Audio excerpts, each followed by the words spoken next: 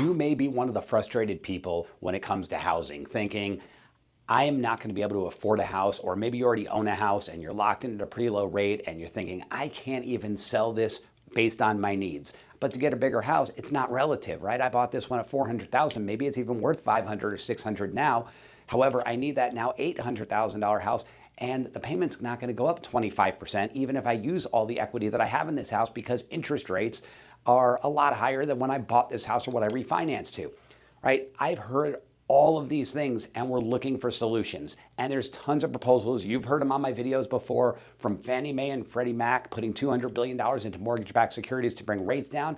The question is, how permanent are they?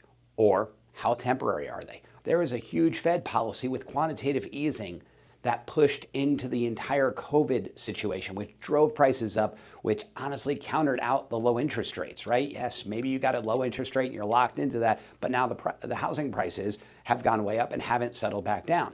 So what is the real solution? What is something that's more permanent, especially right here at home in Las Vegas with the issues that we have with housing? We have a housing shortage, and it's a supply-demand issue. Now, we might have some more listings now than we normally do, but the demand is a lot lower. If we actually got all of the people off the sidelines, I was telling you previously that our sales numbers are back to the numbers in the 90s when our population was about a third of what it is today. So the math isn't mathing still on that. So if all those people came off the sidelines, we still have a housing shortage.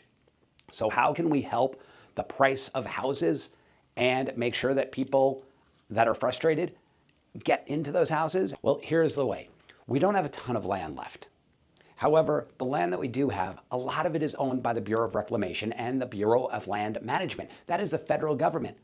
And they need to start annexing that land. Now, I'm not talking about the areas around Red Rock that we want to preserve and maybe even right around the edges of Lake Mead. However, there's a lot of land that can actually be built on.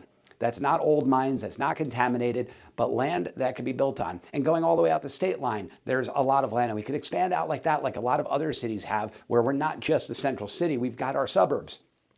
And as that land gets released, if it is sold at a low enough price, the builders will capitalize on that. They'll come and they'll buy it, and they'll be reflective in the prices. The builders are not going to make a bunch more profit. They're going to want to move these homes.